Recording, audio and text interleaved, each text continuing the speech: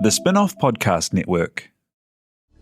This is Kiwi is back for a brand new season with more inspiring kōrero from special guests including rugby player, father and role model TJ Perenara. My family bring me joy. Rugby brings me joy too, but it's not the same joy as my family brings me. And global dancer and choreographer Kirsten Dodgen. For some reason, people think I'm very intimidating. Listen to the new season of This is Kiwi, brought to you by the Spin-off Podcast Network in collaboration with KiwiBank. Available now wherever you get your podcasts. Talo for Lover. I'm Madeline Chapman, editor at The Spin-off. If you have the means, consider supporting our high-quality journalism by becoming a Spin-off member. Sign up now at thespinoff.co.nz/donate. NAIR is public interest journalism funded through New Zealand On Air. Nau mai haere mai whakatau mai rā, he kōna ipu Rangitāne I pāna ki te ao Māori me te ao hurihuri. I'm Leonie Hayden. This is a podcast about being Māori in the modern world. Welcome to NAIR.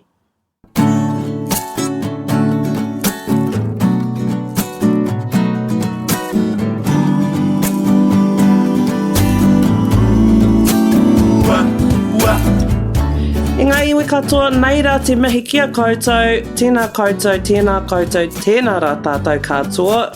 He uri ahau no Ngāti Whātua, ko tuirangi te maunga, ko makarau te awa, ko māhuhu ki te rangi te waka, ko Ngāti rango te hapu, ko Leonie Hayden ahau, Māori ora. Kia tahuri atu ki te kaupapa o te rā. Nei, our first episode is about te reo Māori. Now, I have to stress this isn't a podcast series about te reo Māori. There are already some incredible language podcasts out there, but we decided to start here because it's a kaupapa that is so central to who we are as Māori, both in positive ways and sometimes in pouty ways, and ways that make us sad. There's been a lot of discussion in recent months about who should and shouldn't have access to our language, and I played a little bit of a part there by writing a feature story for the spin-off on Lord's Te Reo mini album Te Ao Marama. Now, I hated that it made people feel pouty and whakamā. And I also hated that the mātanga reo, the language champions and experts that helped make that album, were treated really disrespectfully. And honestly, I find it to be an almost unsolvable puzzle. Like, I want non-Māori to understand our language and stop being hysterical jerks when it's used publicly. I don't want non-Māori taking places in te reo classes at the exclusion of Māori. I do want young Māori to grow up in a world where they're never embarrassed to use te reo and it's normalised in every aspect of their lives, which has to include pop culture. I don't want Māori artists to continue to be paid less than their peers and have their waiata Māori ignored, but a non-Māori artist is dubbed brave and celebrated for using it. And so, you know, the layers continue on through our whakapapa, depending on where or how the language was robbed from your whānau, hapu, iwi, or if you were lucky enough to grow up in it. Those experiences create quite different feelings about te reo. And yes, the best way to heal is to move forward and use all the resources at your disposal to change things for you and the future of your whānau. But not everyone has the privilege of time, and not having that adds to the layers of guilt we carry, and so that cycle we were forced into by the settler state is perpetuated again and again. And the worst thing is, it turned us against each other, which to me is another win for colonisation, you know. I wrote in a piece for the Spin-off a couple of years ago when I was feeling a bit sad about my reo journey. I wrote, my grandparents were beaten for speaking te reo, and I have taken that patu and beaten myself over and over again for my inadequacy. What a legacy, what a gift for colonisation. Hand them the switch and they'll beat their own backs. But like it do be like that. We are so hard on ourselves, and then we take that and we're hard on each other. One thing I think that doesn't help with the shame some of us feel is this idea that having language is binary. You're either fluent or you're not. So it always seems like no matter how much of the language you have, you're not there yet because someone else can always speak more or better than you. And people who don't have much te reo think that I'm a fluent speaker if I, just do a basic mihi and I'm not even close. And then I think anyone else that can have a conversation for longer than 5 minutes is fluent. Like, are they? I mean, it depends on the conversation. If they're asking each other about getting ready for school, then, that's fairly basic. If they're discussing complex feelings or ideas, and that requires a pretty vast vocabulary. But I would hear either and think, oh, you're fluent. Oh, shame, I'm not. And I think it's something that we as quite a stubbornly monolingual country really needs to disabuse ourselves of. Most Europeans speak multiple languages. All of our migrant communities in Aotearoa do. Language is more of a spectrum, and you progress along that spectrum with use. If you have even the smallest amount, you're on that spectrum, I guess. And at least for me, that's a concept that actually makes me feel better about trying and failing. Ka taia te whakatika te reo hapa, te taia te whakatika te reo ngu. You can fix language that is broken, but you can't fix it if it's never spoken. So my co-hosts and I, whom you'll meet in just a moment, are on different parts of that spectrum, different parts of that journey. We're going to have a kōrero about that as a way of introducing ourselves. One of us speaks at a very advanced level and two of us don't. I'm obviously one of those. And even as these words are coming out of my mouth, I feel whakamā for even leading this podcast when there's a more advanced real speaker than me on the team. So what's the tikanga? Well, stick around and maybe we'll find out.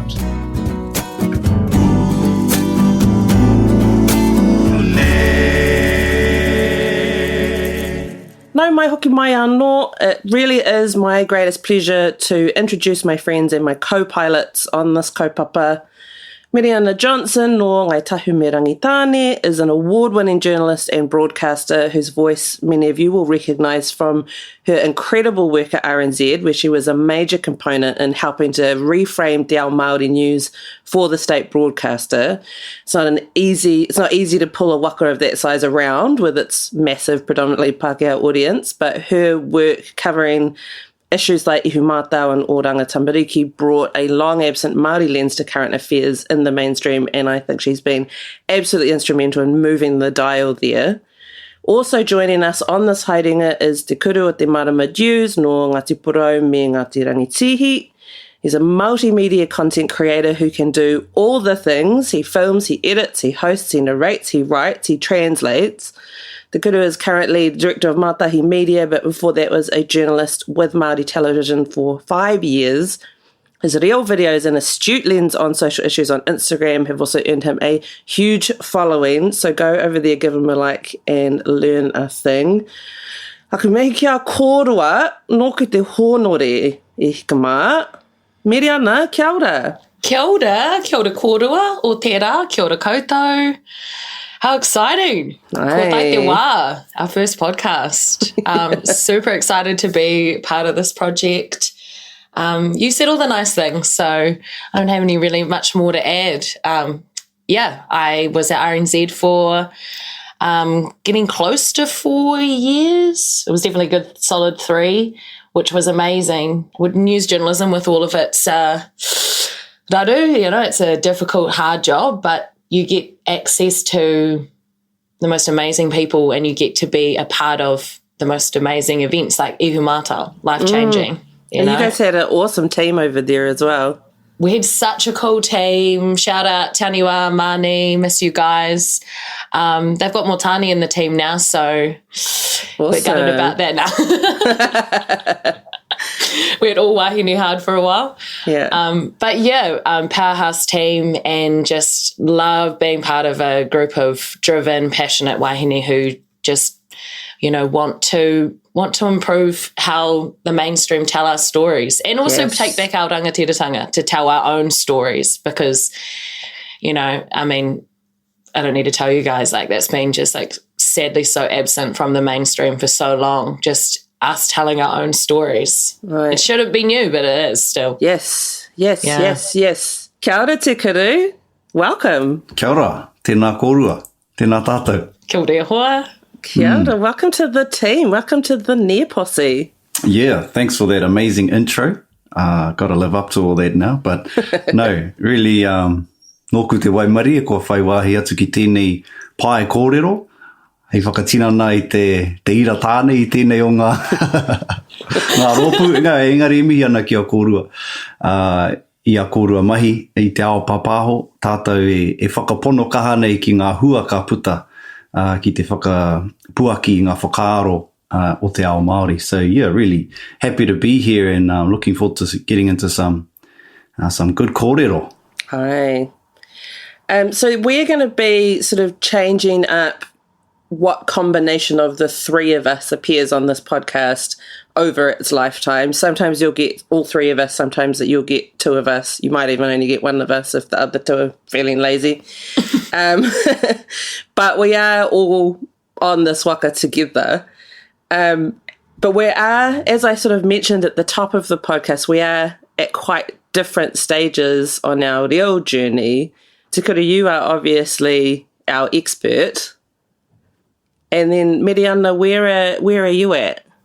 Oh, it's so funny because for a while there I was doing it in a very linear way. You know, I was going through the different taumata at Te Whare or Aotearoa. But last year I started Aupikitanga, taumata ono, which, yeah, it was also the year that COVID kicked off. And I just didn't I felt like I was getting to a point in my reo haerenga where I wanted to give it my all, and I couldn't do that when I was doing part-time classes. So, yeah, I should probably rewind a little bit. I won't take you through my whole life story, but footnotes. I didn't grow up with my reo. I was thinking about this last night, how I was always real shame when I was growing up because Mum would use random Māori words and I'd always get real like whakamā. Like we'd be in the supermarket and Mum would be quite loudly, I think that waiini's hapu. I was like, Mum, why do you do that? Why are you using random Māori words? But it's cool. Like she was using what she knew and I was just being, you know, a too cool kid. But yeah, it wasn't until actually my last year at uni of my undergrad, I thought, man, you know, I should just like do a paper, you know, like break through this. I don't know. I felt like it wasn't mine. Like I wasn't Māori enough to have the reo. Like I didn't feel like there was my place to take up a seat to learn, which is obviously silly now. But, you know, that's where I was at. Took a paper, loved it. And then a year later, I was like, I'm going to start doing te reo part-time at Te Whare Wānanga o Aotearoa. So I don't know where I would describe where I'm at now. Like I can converse, but like it's still pretty basic. I'm pretty rusty because I haven't been using it regularly. But Aotearoa tau, fingers crossed, I'm going to be doing heke reo at Te Wānanga o Raukawa. So full immersion for a year, which has been a moemoeā of mine for ever since I started this haerenga 5 years ago. So super excited. Love it. And Te Kuru, you are straight kohanga reo kura kaupapa kid, ne?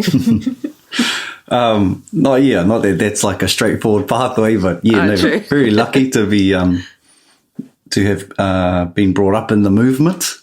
Whānau is pretty staunch in the movement, so it's like you know, it's not like you have a choice as a 4-year-old. But we loved it. I loved kohanga, and you know, some of my mates from kohanga and kura keep in touch today, quite a few of us. Some of us are all in Māori media as well. So yeah, I think I was just listening to Meriana and tēnā koe o kōrero e hoa. Kia ora. Awesome to hear that you're on that journey and going to Raukawa, my whanaunga up there in Otaki. They'll be happy to have you. It's when I think about my own real journey, I was just thinking about uni as you were talking about papers and things like that. And te reo is probably, I've done a lot of things in my time, and it's probably the only thing I've given like 100% to. I can hand on heart say that it's the thing I'm most passionate about. And probably from a young age, I've always put in a little bit extra for te reo. And that's what's put me down the path that I'm on. And, you know, I've been interested in other things, but for some reason it's, you know, this urgency of responsibility and trying to sustain it. It's always kind of been in my mind as, oh, well, that's the main thing I'm doing, and everything else is just trying to help me get there kind of thing.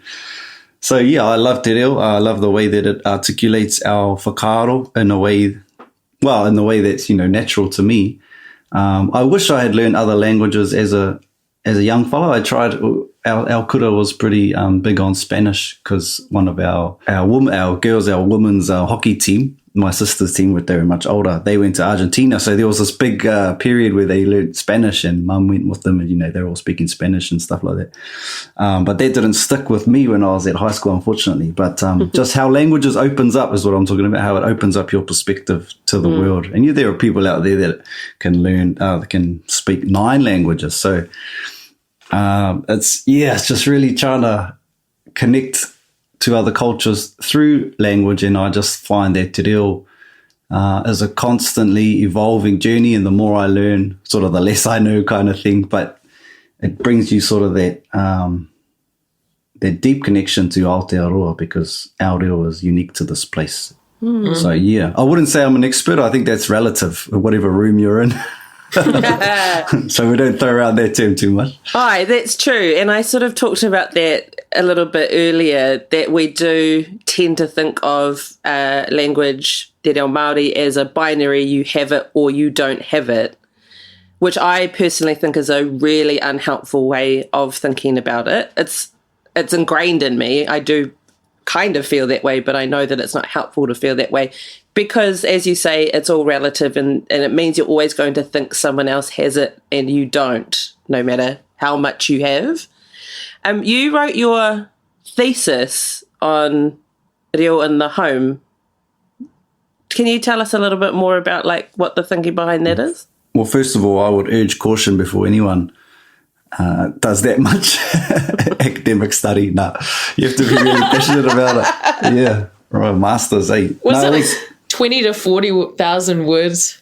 Yeah, it was between there. Yeah. Because I found it really helpful. You sort of summed it up in a kōrero that you did for the spin-off, where you said that everything else is just a supplement to speaking in the home. Your classes, your books, your podcasts, whatever, that's all just tools to use in the home with your whānau. Yeah. Well, when I started my research, which was a long time ago, the kōrero was known back then, but it still wasn't quite mainstream. But now it's very much in the mainstream and acknowledged in most essays that will talk about te reo and survival, that it has to be intergenerational language transmission within the home is the most important thing for any kind of endangered language. So that includes Māori, because we are vulnerable on the UNESCO endangered languages list.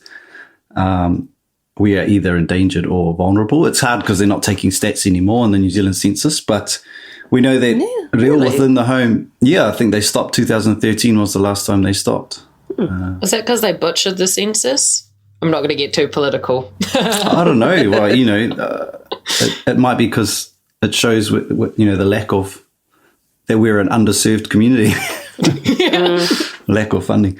So it's in the home as everything else is a little bit, it's extra. Although we do want to normalize it, we want to create a future where we can speak te reo inside the home, outside the home, at the shops, with the shopkeepers, everywhere, at the movies. I don't know what people do out in the bush. But it has to be at home for us to get there. It has to be in everyone's homes. That's my belief. And the linguists around the world, that's the view that they share as well, about the three. It needs to be transferred from kuia, kraua to mātua to mokopuna.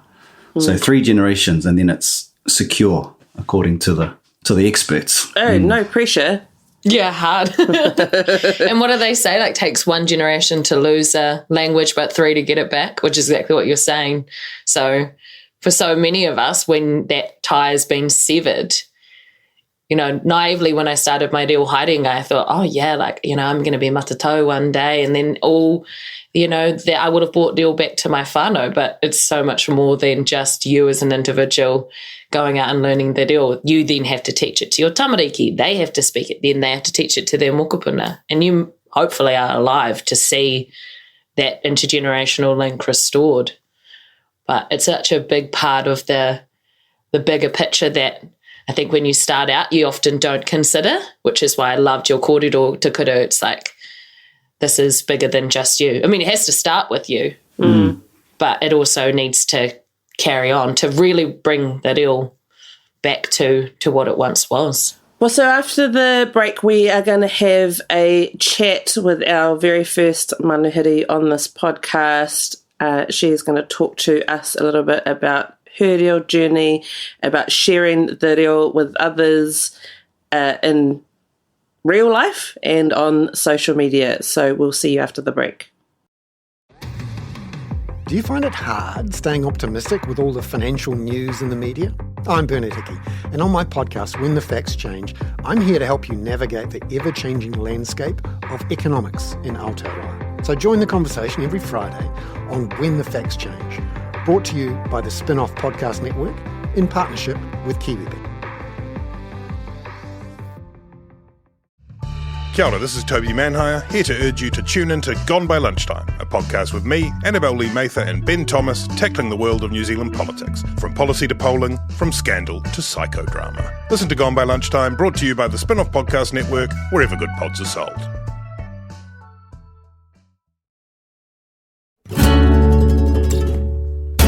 Hoki mai anō, our very first guest on this podcast is a mama, a musician, a kaya kōrero, a reo teacher, and a content creator who makes anti-racist and crack-up content for Instagram. He uria no whaingarua, mole whānau la lovi, whale latai, me vai moso. Please welcome Jordan Rapana, a.k.a. Jordan with a Y. Kia ora hoa. Kia ora. Kia ora tēnā koutou. Tēnā koutou. Kia ora. Morena. So you are a kayako and a content creator. Do those things sort of like go hand in hand at all?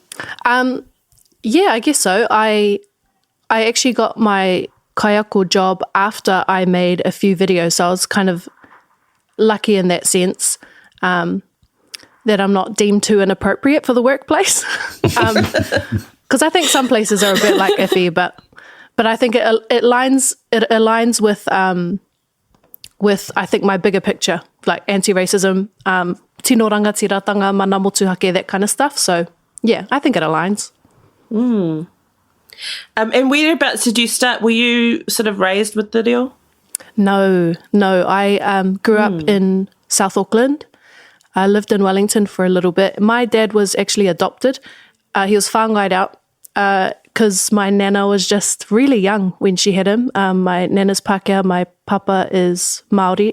I've grown up always knowing them, but my dad reconnected with them when he was 22. So we didn't grow up with reo, not very connected to our hapu or iwi or marae. So that's all just been a journey, I guess, in my later teen to adult life. And what changed for you? When did you make that sort of conscious decision to get on the waka? I'm really grateful to my dad because when I was in high school, everyone was learning French. And so I was like, yeah, I'm going to learn French. He was like, nah, bub, are you French? I was like, no. So he made me learn Māori. And I started to learn like very basic te reo Māori in year 9. And I ended up really loving it. So I stuck with it throughout high school. Kind of left it for a little bit. And it wasn't until I was in university and I was sitting in a paper with Margaret Mutu and I was learning about Tua Iwa Ricard. And I had no idea that she was my auntie and that she was from Whaingaroa. And so seeing and learning about her whawhai, and then going, it just like, I think it just spoke to my puku. Awesome. And I think that was maybe 2011, 2012.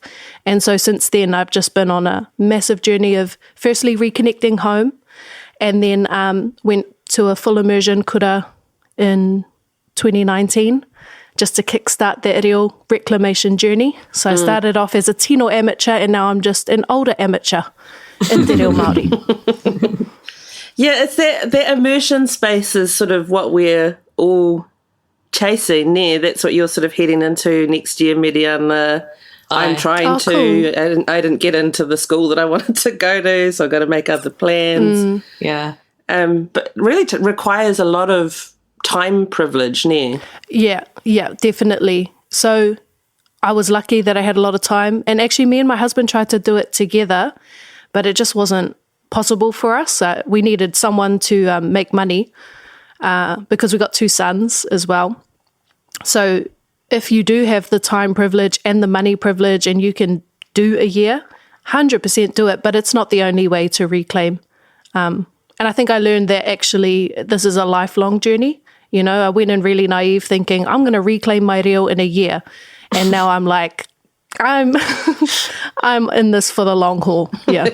Same, Kari. I thought I was like, yeah, so in 4 years, I'll be matatau. Like, no way. Like, I feel you don't, I mean, like Kuru was saying earlier, like the more you learn, the less you realise you know. Like There's just so much more that you can learn and just upskill how you kōrero as well. Like you can get to a point where you can carry a kōrero, but it's actually about how do I make this really like a whakaaro Māori? Like how do I put this concept out into the world in a Māori way? Exactly. Yeah, exactly. Yeah, that's still turning, for me, whakaaro Māori.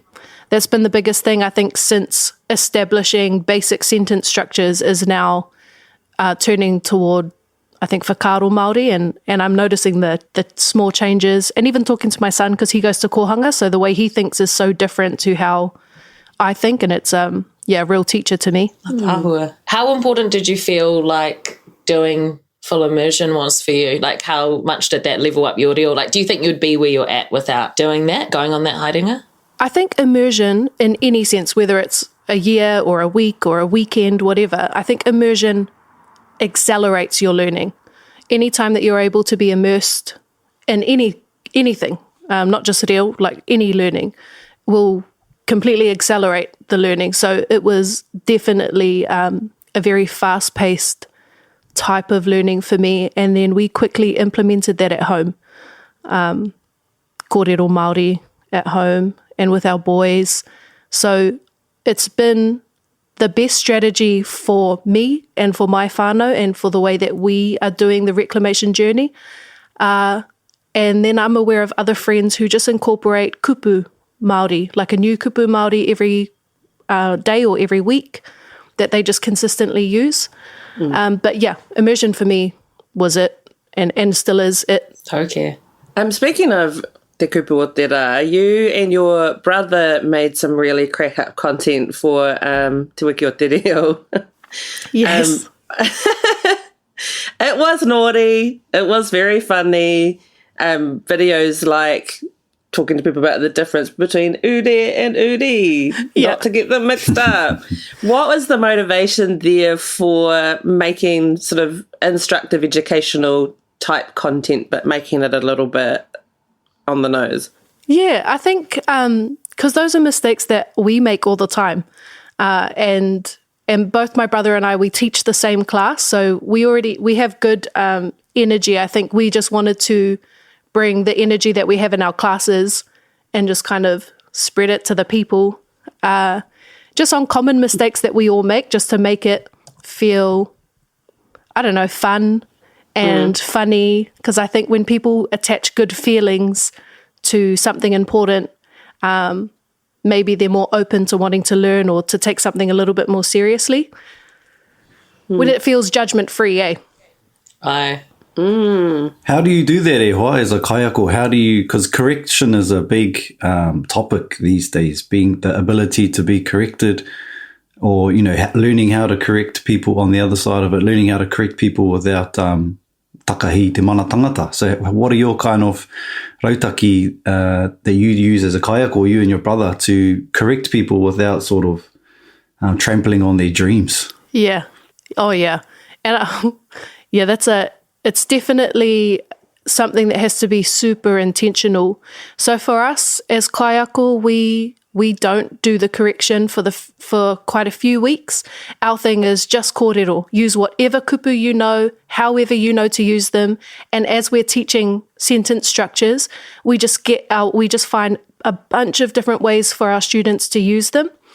And then eventually, once we're more immersed and more comfortable, once we've built trust relationship, then I'm able to tell them, I preempt them. So before anything, I just let them know, I'm going to give a couple of corrections, but I'll wait till the end, so I won't single out a person. I'll just wait till the end, till everyone's, said something, because usually they're mistakes that everyone makes. So I try to keep it quite general like that. But yeah, I think it happens in safe spaces that you have to build, and in good relationship that we also have to build. Yeah. Kia ora.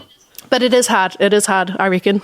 Yeah, good question. Because pronunciation is also a big one for, I want to say for everyone in Aotearoa. It's Māori, it's Pākehā. It's because we've had the wrong way of saying things just ingrained in us. Unless you're lucky enough to have grown up in Te Ao Māori, then Rangitane lives there in your brain, and you have to kick it every time you go to say it unless you say it every day correctly. Have you got sort of ways of helping people sort of just unlearn that terrible mita that's been drilled into us? Repetition. Repetition has always helped. I think the more, I will never, if I'm talking to someone who is mispronouncing, I might not correct them, but I'll always say it properly, and I will never. So I have lived in Remuera for a couple years, and a lot of people do not know that it's called Remuera, and so they're like, where?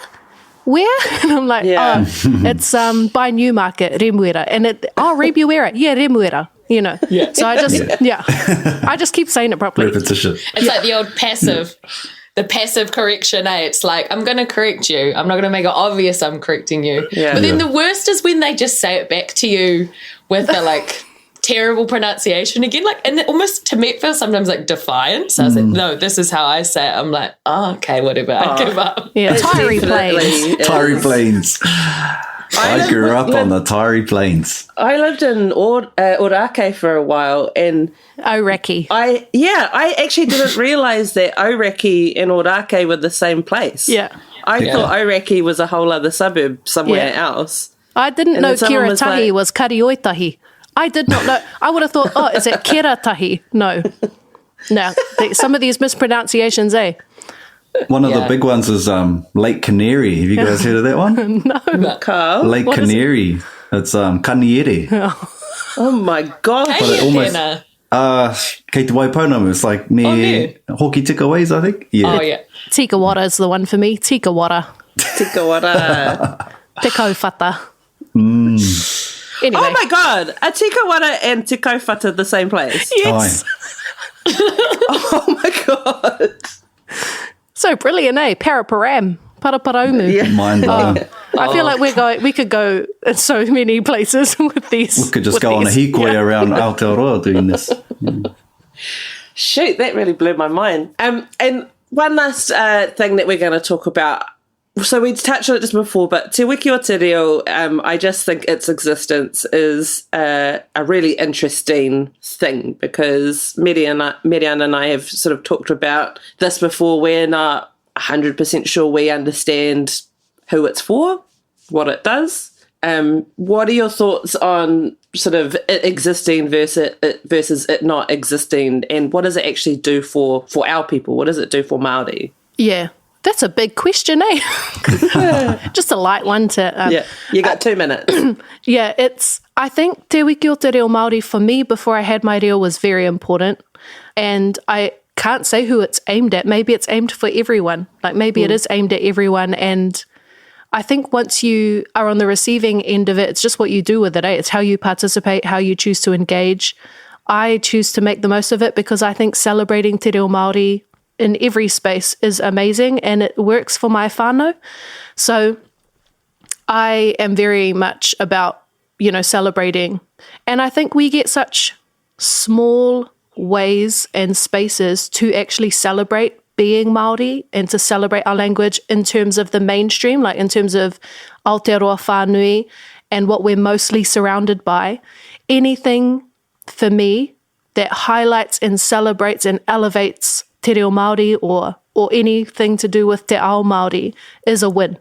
And I think I can totally understand that for some people it pushes buttons. And I think that is a conversation that we need to be having as well alongside the celebration, is that for a lot of people it brings up a lot of trauma and a lot of mourning, which I think is very important to talk about alongside. I don't think we have to have, I don't think the two have to, you don't have to have celebration and not mourning. I think we know how to do both really well, actually. And we just got to bring it in to the way that we're celebrating Te Wiki o Te Reo Māori. We just got to learn the same way that we do tangihanga, and we know how to laugh and cry in the same moment. We got to do that. We got to bring the way that we know how to live, really. Che, main whakaaro, thank you. It's like there's this expectation that it should, and the same way sometimes I think, Pākehā get so upset about Waitangi Day. Well, not just Pākehā, non-Māori, whatever. It's like, why is there not, what's wrong with making space to air our grievances, air the things that we're unhappy with while celebrating? It's not an either or. I love that whakaaro. Yeah. Oh, that's awesome. Hey, Jordan, thank you so much for joining us for our very first podcast. I appreciate you guys having me. Thank you. That was mean. I mean, you've come once now. We're going to have to ask you back again at some point. Sorry. It's just how it works. Ka pai. I feel like you've got a new idea for a video, even a series, like obviously COVID permitting, like little tour, little hiding around the south. That was great, I just imagined it, I just imagined going to those places. Paraparam. Start an Oireki. Yeah.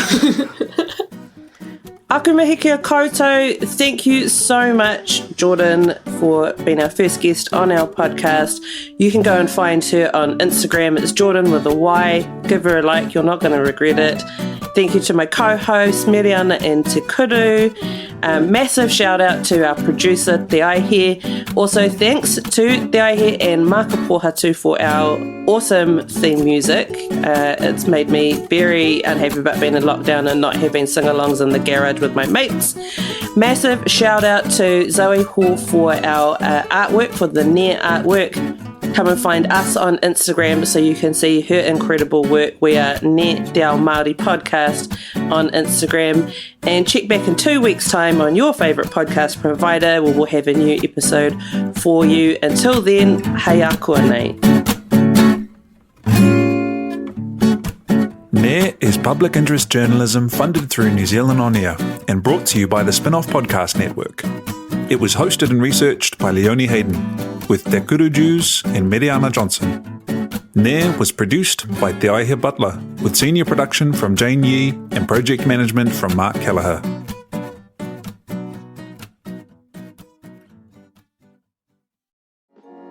Kia ora, I'm Alex Casey, senior writer at The Spin-Off. We wouldn't exist without the ongoing support of our generous members. If you're able to, you can make a donation at thespinoff.co.nz/donate. Kia ora e te iwi, Te Aihe Butler here, podcast manager at The Spin-Off. If you enjoy listening to our podcasts, consider supporting our mahi by signing up to become a Spin-Off member at thespinoff.co.nz/donate. The Spin-Off Podcast Network.